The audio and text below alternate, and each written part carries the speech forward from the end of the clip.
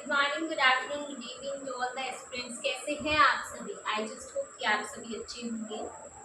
आज की हम क्लास स्टार्ट कर रहे हैं और सबसे बड़ी गुड न्यूज़ कि आज ये चैप्टर हमारा कंप्लीट हो जाएगा फाइनली।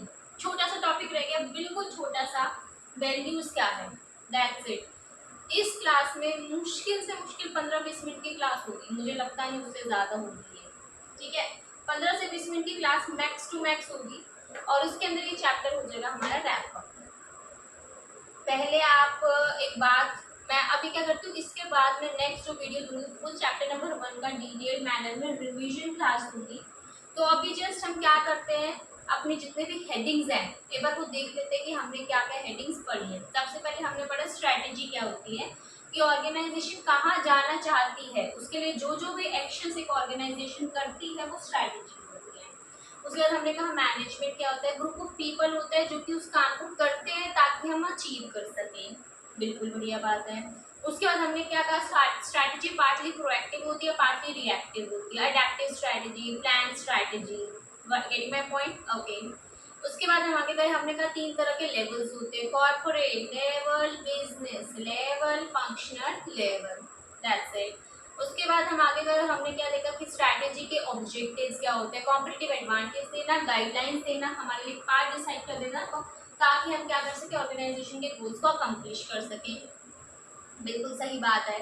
उसके बाद हम आगे गए और हमने जाकर देखा कि स्ट्रैटेजी सिर्फ और सिर्फ एक प्रॉफिट वाले बिजनेस में यूज नहीं होती है, वो एजुकेशनल इंस्टीट्यूशन में भी एक इम्पॉर्टेंट रोल प्ले करती है, हॉस्पिटल्स में भी, एनजीओज में भी, गवर्नमेंट इंस्टीट्यूशंस के अंदर भी स्ट्रैटेजी का उतना ही एक इम्पॉर्टेंट सिग्निफिकेंस है। हाँ जी। उसके बाद हमने देखा मिशन क्या होता है, विजन क्या होता है, जहां हम जाना चाहते हैं दैट इज द विजन, हम आज क्या हैं, हम क्या करते हैं, दैट इज द मिशन। और उसके अंदर भी हमने बहुत सारे कंपोनेंट्स देखे थे, वो डिटेल मैंने रिवीजन क्लास में, ठीक है। उसके बाद गोल्स देखे हमने, ऑब्जेक्टिव्स देखे। गोल्स क्या होते हैं, ऑब्जेक्टिव्स क्या होते हैं, जो हमारा लॉन्ग टर्म आगे के लिए, फ्यूचर के लिए हमने बनाया, दैट इज द गोल। और उस गोल को अचीव करने के लिए छोटे छोटे छोटे छोटे जो हमने हमारे स्टेप्स डिसाइड किया, दैट इज द ऑब्जेक्टिव्स। और उन ऑब्जेक्टिव्स को किसकी हेल्प से हम अकम्प्लिश करते हैं, स्ट्रैटेजीज की हेल्प से, दैट्स इट। उसके बाद आज का हमारा टॉपिक देखो, आपने वो पढ़ा होगा स्ट्रैटेजिक इंटेंट, पढ़ा था हमने। इंटेंट होता है, मिशन होता है, विजन होता है, ऑब्जेक्टिव्स होते हैं, गोल्स होते हैं, गोल्स एंड ऑब्जेक्टिव्स होते हैं, एंड सबसे ऊपर क्या लिखा होता है, वैल्यूज। तो अब करते हैं आज का टॉपिक स्टार्ट, वैल्यूज के बारे में। क्या है, देखो वैल्यूज नाम से ही पता चलता है किसी भी ऑर्गेनाइजेशन के एथिक्स क्या है, ठीक है, उसका बिलीफ सिस्टम क्या है। अभी हमारे खुद के भी अपने वैल्यूज होते हैं कि भाई हम, हमारी निष्ठा, प्रतिष्ठा, ये हमारे वैल्यूज हैं, संस्कार हमारे जिनके ऊपर हम चलते हैं, ये हमारी राह है जिसके ऊपर हम चलेंगे, होते हैं वैल्यूज, ठीक है। तो इसी तरह से एक ऑर्गेनाइजेशन भी एक अपना बिलीफ सिस्टम को फॉलो करती है। जैसे कि अगर हम देखेंगे रतन टाटा जी, उनके वैल्यूज को देखो, और जो मुकेश अंबानी उनके वैल्यूज देखो, टोटली डिफरेंट है। उनका कहाँ ध्यान रहता था कि सोशल वेलफेयर के ऊपर ज्यादा फोकस करना है, उनका क्या ध्यान रहता है अंबानी जी का कि हमें प्रॉफिट मैक्सिमाइजेशन, अपना वेल्थ कैपिटलाइजेशन को मैक्सिमाइज करने में, बेटर करने में ज्यादा ध्यान है। तो सभी के वैल्यूज डिपेक्ट करते हैं कि उनका बिजनेस भी किन वैल्यूज को सर्व करेगा। बात को समझे। सबसे पहले तो वैल्यूज में ये आ जाता है कि आपके अकाउंटेबिलिटीज क्या है, कितने ट्रस्टवर्दी बंदे आप हैं, जो आपके वैल्यूज, जो एक बंदा ऐसा है जिसको यूं लगता है कि भाई नहीं, झूठ नहीं बोलना है, तो हाँ वो ट्रस्टवर्दी है हमारे लिए, हम उसके ऊपर ट्रस्ट कर सकते हैं। और कोई कोई ऐसा होता है ना, ग्रुप में भी होता है कि जिसकी आदत ही है हर दूसरी लाइन में झूठ बोलना।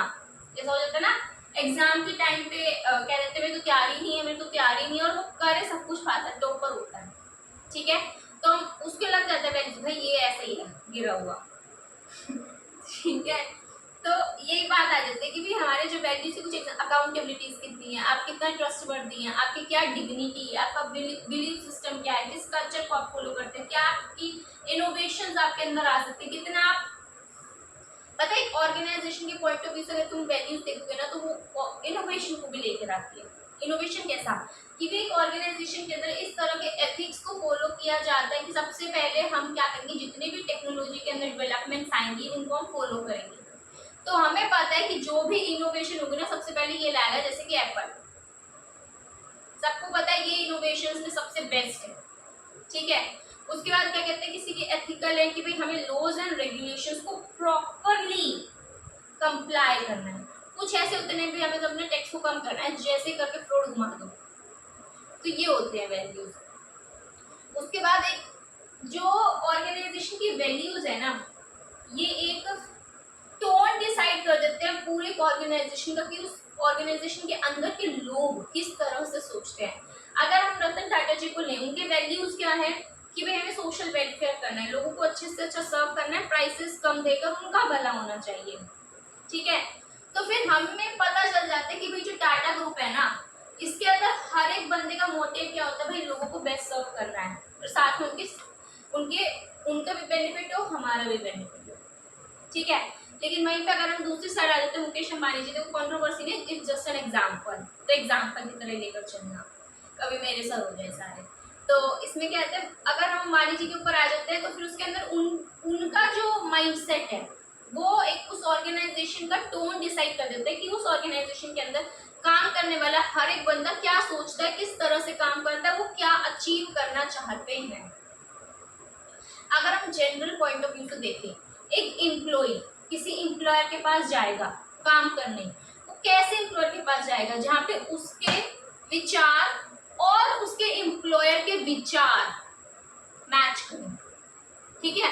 एम्प्लॉय तो भाई अपना सीधा साधा भोला सा बंदा, किसी को धोखेधड़ी करना उसे पसंद नहीं, और उसका मैनेजर वाह, उसको तो भाई धोखे बिना उसका दिन नहीं कटता, तो दोनों के आपस में बनेगी नहीं, कॉन्फ्लिक्ट रहेगी।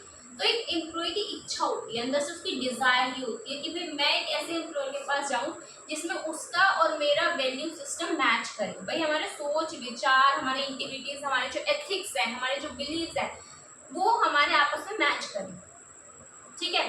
अभी कोई कस्टमर है, कंज्यूमर भी ना उसी कंपनी के प्रोडक्ट्स एंड सर्विसेज परचेज करना चाहते हैं जो एक ऑर्गेनाइजेशन का पर्पस है ना उसके वैल्यूज में रिफ्लेक्ट करे, मतलब जो ऑर्गेनाइजेशन का जो पर्पस है ना वो उसकी गुड्स एंड सर्विसेज में रिफ्लेक्ट करे। देखो वैल्यूज को ध्यान में रखते हुए ही ऑर्गेनाइजेशन के पर्पस को डिसाइड किया जाता है, वो पर्पस जब ऑर्गेनाइजेशन के गुड्स एंड सर्विसेज में रिफ्लेक्ट होगा ना, तो लोगों को एक ये विश्वास रहेगा कि ये गुड हमारे लिए बेस्ट है, साथ ही साथ ये दोनों के बेनिफिट में है, हमें ये हमारे इंटरेस्ट को एक्सप्लॉइट नहीं करेगा। तो फिर वैल्यूज का इम्पैक्ट सिर्फ ऑर्गेनाइजेशन के इंटरनल नहीं हो रहा, एक्सटर्नल भी हो रहा है। इंटरनल एम्प्लॉयज की मेंटालिटी पे भी अफेक्ट आता है, भाई एम्प्लॉय और एम्प्लॉय की जब थॉट प्रोसेसेस मैच नहीं करेंगे ना, तो वो एक इन्वायरमेंट में सरवाइव नहीं कर पाएंगे, कॉन्फ्लिक्ट्स होंगे उन दोनों में आपस में और काम नहीं हो पाएगा, ठीक है। तो एक ऑर्गेनाइजेशन का जो वैल्यू है ना वो टोन डिसाइड करता है, हर किसी को इसी मैनर में सोचना है, ठीक है। हमारे जो एथिक्स है ना लोगों के सामने यही जानी चाहिए कि भाई हाँ ये ऑर्गेनाइजेशन के ये सिस्टम्स है और वो इसी तरह से अपना काम करती है, एक माइंड सेट हो जाता है। और बाहर की बात करें तो कस्टमर का माइंड सेट ये डिसाइड कर देते हैं कि भाई हाँ ये ऑर्गेनाइजेशन ऐसी है, इन बिलीफ सिस्टम के ऊपर ये ऑर्गेनाइजेशन चलती है। तो वैल्यूज का होना ना बहुत जरूरी है, अगर आपके वैल्यूज होंगे ना उसी को ध्यान में रखते हुए ही मिशन बना, उसी को ध्यान में रखते हुए विजन बना, उसी को ध्यान में रखते हुए आपका गोल्स बने, उसी को ध्यान में रखते हुए आपके ऑब्जेक्टिव्स बने, तो ये सुपीरियर है। वैल्यूज है उसी के अंदर, उसी को देखकर पूरी ऑर्गेनाइजेशन चलती है और सारी चीजें फॉर्म होती है, समझ रहे हो बात को। तो बस यही है इसके अंदर, देखेंगे एक बार बोर्ड में। देखो कुछ एग्जांपल्स क्या वैल्यूज के, integrity, trust, accountability, humility, innovation, diversity. Okay, अब हमारे दिमाग में क्वेश्चन अराइज आता है, होता है कि वैल्यूज इंपॉर्टेंट क्यों हैं, क्यों एक ऑर्गेनाइजेशन को डिसाइड करनी चाहिए कि ये हमारी वैल्यूज है और हम इसे ही फॉलो करेंगे, क्यों ऐसा क्यों, क्योंकि ये सेट कर देता है एक टोन, कैसे लोग सोचेंगे और बिहेव करेंगे उस ऑर्गेनाइजेशन में, ठीक है। उसके बाद ये नींव तैयार करता है, फाउंडेशन तैयार करता है ऑर्गेनाइजेशन की सक्सेस के लिए। भाई अगर जो ऑर्गेनाइजेशन के जितने अच्छे बेटर वैल्यूज होंगे उतनी अच्छी उनकी नींव होगी, और नींव जितनी अच्छी होगी ऑर्गेनाइजेशन सक्सेसफुल भी उतनी ही ज्यादा होगी।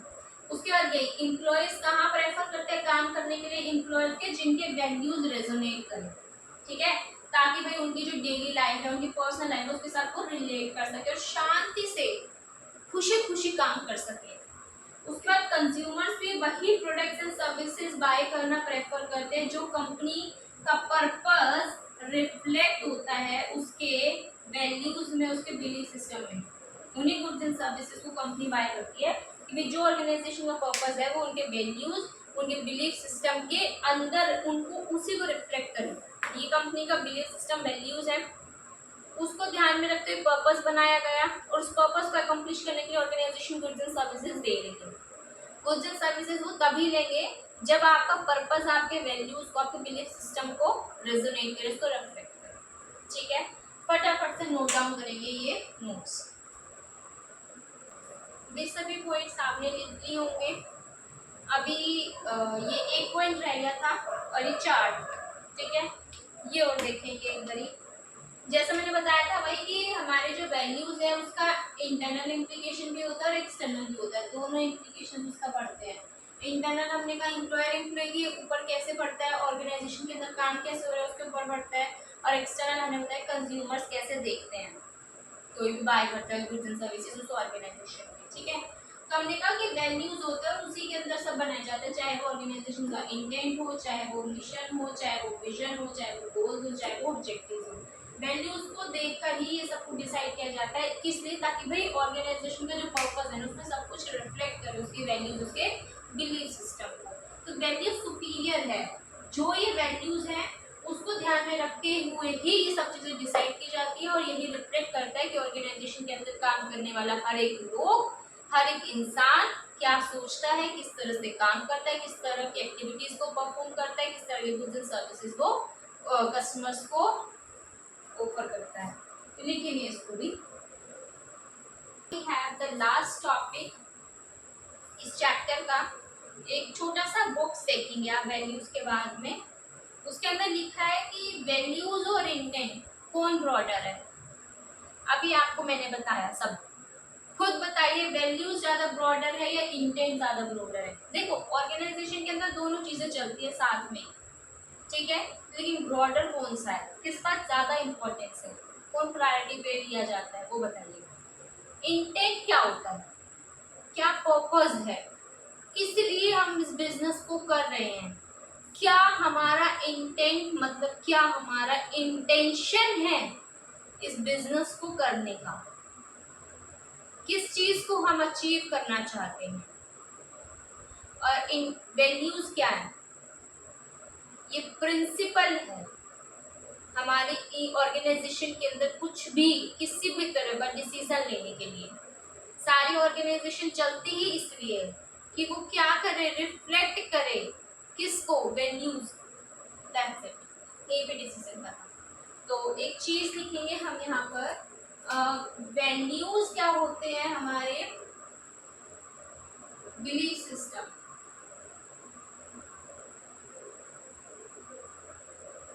और इंटेंट क्या होता है हमारा इंटेंशन।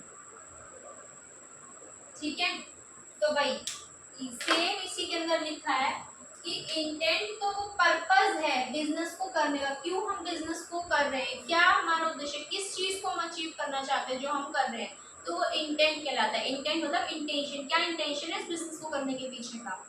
वैल्यूज क्या है, वो प्रिंसिपल्स हैं भाई जो कि गाइड करता है डिसीजन लेने में। सीधी सी बात है, हमारा वैल्यू जो है ज्यादा ब्रॉडर है देन इंटेंट, लिखेंगे इसे। ठीक है, अब हमारा ये chapter number 1 introduction to strategic management is absolutely completed. Book का एक एक पॉइंट बिल्कुल पूरा का पूरा कवर हो गया। सारा का सारा chapter absolutely free of cost available है आपको यूट्यूब पे, तो जितना ज़्यादा बेनिफिट आप अवेल कर सकते हैं आप कीजिए। ये चैप्टर हमारे यहीं पर बाइंड अप हो गया। अभी मैं आपको दूंगी रिवीजन क्लास, ठीक है, उसके अंदर मैं आपको बुक से, हमारी जो बुक है उसमें से मैच भी करवा दूंगी सारा साथ के साथ, कि देख लो एक एक पॉइंट, एक एक टॉपिक जो चैप्टर नंबर 1 में था हमारे बुक में वो हमने पूरी तरह से कंप्लीट कर दिया है, और इतने अच्छे समराइज फॉर्मेट में नोट्स बनाकर जो कि आपके खुद के हाथ के बनाए हुए हैं। आप देख लें ये आपको लास्ट डेज में इतनी ज़्यादा हेल्प करेगा ना, आप बिलीव नहीं करेंगे। तो आज के लिए इतना ही। करना क्या है, लाइक शेयर सब्सक्राइब कर दो यार, फ्री में पूरा का पूरा चैप्टर मैं आपको दे रही हूँ, आप इतना सब्सक्राइब नहीं कर सकते। So yes, thank you for today.